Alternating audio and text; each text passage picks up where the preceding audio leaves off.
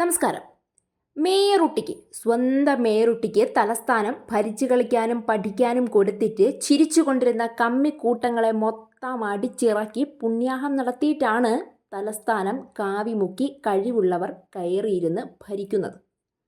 അപ്പോൾ മേയറെയും ഡെപ്യൂട്ടി മേയറെയും കൗൺസിലർമാരെയും കോർപ്പറേഷനിൽ കയറി ഗുണ്ടായിസം കാണിച്ചും പേടിപ്പിച്ചും ഓടിക്കാമെന്ന് വിചാരിച്ചെങ്കിൽ കമ്മികൾക്ക് തെറ്റി.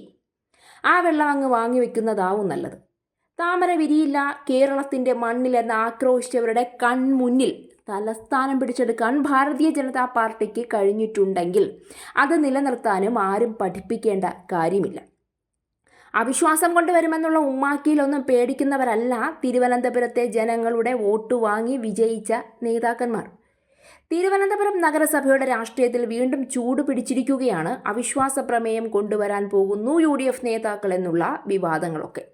നഗരസഭയിലെ ഭരണസമവാക്യങ്ങൾ, പ്രതിപക്ഷത്തിന്റെ ആരോപണങ്ങൾ, ഭരണപക്ഷത്തിന്റെ പ്രതിരോധം, നിയമപരമായ നടപടിക്രമങ്ങൾ ഇവയെല്ലാം ചേർന്ന് സംസ്ഥാന രാഷ്ട്രീയത്തിൽ തന്നെ വലിയ ചർച്ചയ്ക്ക് വഴിയൊരുക്കിയിരിക്കുകയാണ്.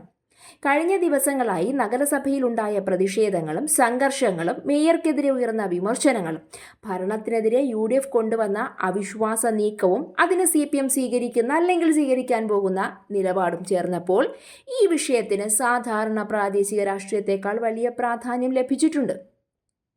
എന്നാൽ രാഷ്ട്രീയ പ്രഖ്യാപനങ്ങളും മുദ്രാവാക്യങ്ങളും ഒരു വശത്താണെങ്കിൽ നിയമപരമായ നടപടിക്രമങ്ങളും നഗരസഭാ നിയമത്തിലെ വ്യവസ്ഥകളും മറ്റൊരു വശത്താണ്.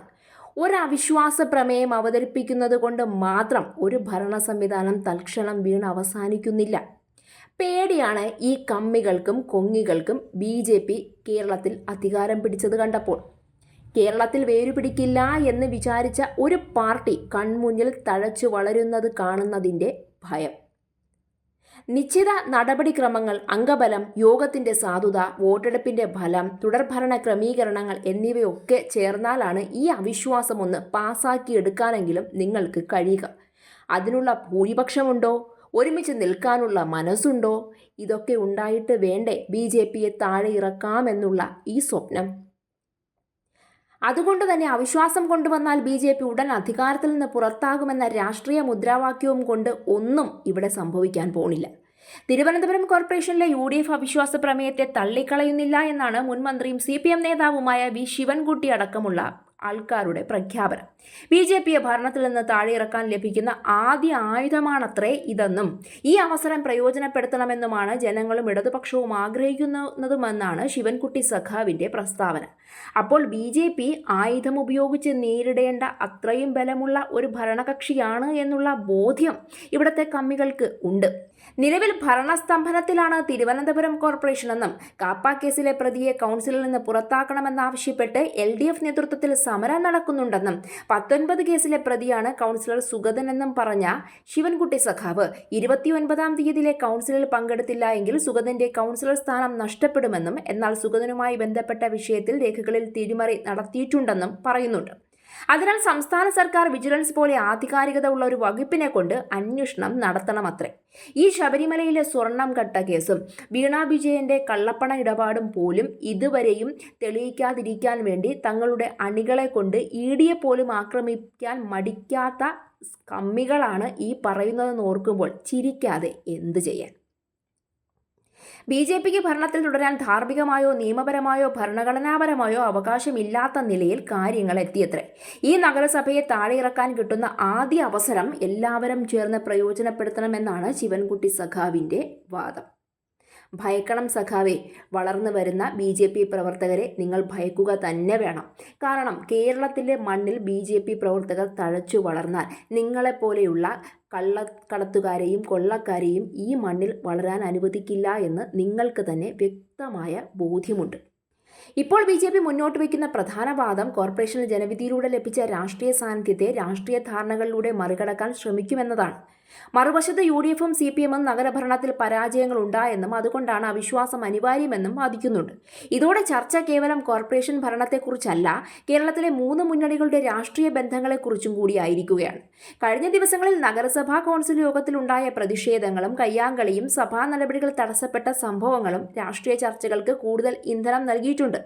ജനാധിപത്യ നടപടികൾ തടസ്സപ്പെടുത്താനുള്ള പച്ചയായ ശ്രമമാണ് നടന്നതെന്ന് ഇവിടെ വ്യക്തമാണ്. നിയമപരമായി നോക്കുമ്പോൾ അവിശ്വാസ പ്രമേയം വിജയിക്കണമെങ്കിൽ നിയമം നിശ്ചയിച്ചിരിക്കുന്ന നടപടിക്രമങ്ങൾ കൃത്യമായി പാലിക്കപ്പെടണം. യോഗം വിളിക്കുന്ന രീതി, ആവശ്യമായ നോട്ടീസ്, യോഗത്തിന് വേണ്ട കോറം, വോട്ടെടുപ്പ്, ആവശ്യമായ ഭൂരിപക്ഷം എന്നിവ നിർണായകമാണതിൽ. അതിനാൽ രാഷ്ട്രീയ പ്രഖ്യാപനങ്ങൾക്കപ്പുറം നടപടിക്രമങ്ങളാണ് അന്തിമ ഫലം നിർണ്ണയിക്കുന്നത്. രാഷ്ട്രീയപരമായി ഈ സംഭവ വികാസങ്ങൾ മറ്റൊരു ചർച്ചയ്ക്കും വഴിവെക്കുന്നുണ്ട്. കേരളത്തിൽ CPM-ഉം UDF-ഉം പരസ്പരം പ്രധാന എതിരാളികളാണെന്ന അവകാശവാദം നിലനിൽക്കുമ്പോഴും ചില പ്രാദേശിക ഭരണ സ്ഥാപനങ്ങളിൽ വിഷയാധിഷ്ഠിത പിന്തുണകളിൽ BJP-ക്കെതിരെ കൂട്ടം ചേരുന്നതും കാലങ്ങളായി കണ്ടുവരുന്ന രീതിയാണ്. ഇതിനെ രാഷ്ട്രീയ അവസരവാദം എന്നല്ലാതെ മറ്റെന്ത് പേരിട്ട് വിളിക്കാനാണ്? മറുവശത്ത് CPM-ഉം UDF-ഉം തങ്ങളുടെ നിലപാട് നഗരഭരണവുമായി ബന്ധപ്പെട്ട പ്രത്യേക വിഷയങ്ങളിൽ മാത്രം ഒതുങ്ങുന്നതാണെന്ന് ന്യായം നിരത്തുകയും ചെയ്യും എന്നുള്ളതാണ് വാസ്തവം. തിരുവനന്തപുരം കോർപ്പറേഷൻ കേരളത്തിന്റെ തലസ്ഥാന നഗരത്തിന്റെ ഭരണ സംവിധാനമാണ്. അതിനാൽ ഇവിടെ ഉണ്ടാകുന്ന ഓരോ രാഷ്ട്രീയ നീക്കവും സംസ്ഥാനതല ചർച്ചയാകുന്നത് സ്വാഭാവികമാണ്. നഗരാസൂത്രണം, മാലിന്യ സംസ്കരണം, പൊതുസേവനങ്ങൾ, റോഡ് വികസനം, ക്ഷേമ പദ്ധതികൾ, ഭരണപരമായ സുതാര്യത ഇവയെല്ലാം രാഷ്ട്രീയ വിവാദങ്ങൾക്കിടയിലും ജനങ്ങൾ വിലയിരുത്തുന്ന പ്രധാന വിഷയങ്ങളാണ്. അവിശ്വാസ പ്രമേയങ്ങൾ ജനാധിപത്യത്തിന്റെ അംഗീകൃത ഉപാധിയാണ്. എന്നാൽ അവയുടെ വിജയം പരാജയം രാഷ്ട്രീയ പ്രഖ്യാപനങ്ങളാലല്ല, നിയമപരമായ നടപടിക്രമങ്ങളാലും അംഗബലത്തിന്റെ കൃത്യമായ ഗണിതത്താലുമാണ് തീരുമാനിക്കപ്പെടുന്നത്. അതുകൊണ്ട് തന്നെ അന്തിമഫലം വരുന്നതിന് മുൻപ് ഏതെങ്കിലും രാഷ്ട്രീയ നിഗമനത്തിൽ എത്തുന്നത് വെറും ദിവാസ്വപ്നം കാണൽ മാത്രമാണ്. തിരുവനന്തപുരം കോർപ്പറേഷനിലെ ഇപ്പോഴത്തെ സംഭവ വികാസങ്ങൾ ഒരു ഭരണ പ്രതിസന്ധി മാത്രമല്ല. കേരളത്തിലെ മുന്നണി രാഷ്ട്രീയത്തിന്റെ സ്വഭാവം, പ്രാദേശിക ഭരണ സ്ഥാപനങ്ങളിലെ അധികാര സമവാക്യങ്ങൾ, ജനാധിപത്യ നടപടിക്രമങ്ങളുടെ പ്രാധാന്യം എന്നിവയെക്കുറിച്ചുള്ള വലിയ ചർച്ച കൂടിയാണ്. അടുത്ത ദിവസങ്ങളിലെ നിയമപരമായ നടപടികളും കൗൺസിൽ യോഗത്തിലെ സംഭവ വികാസങ്ങളും ഈ രാഷ്ട്രീയ പോരാട്ടത്തിന്റെ ദിശ നിർണ്ണയിക്കും. അങ്ങാടിയിൽ തോറ്റതിന് അമ്മയോടെന്നതുപോലെ കയ്യിലിരിപ്പ് കൊണ്ട് കോർപ്പറേഷനിലും സംസ്ഥാനത്തും ഭരണം പോയതിനെ കലിപ്പ് തീർക്കാൻ മോദിയുടെ അണികളോട് തുള്ളിക്കളിച്ചിട്ട് കാര്യമില്ല എന്നറിയാൻ പോകുന്നതേ ഉള്ളൂ കമ്മികളും കൊങ്ങികളും.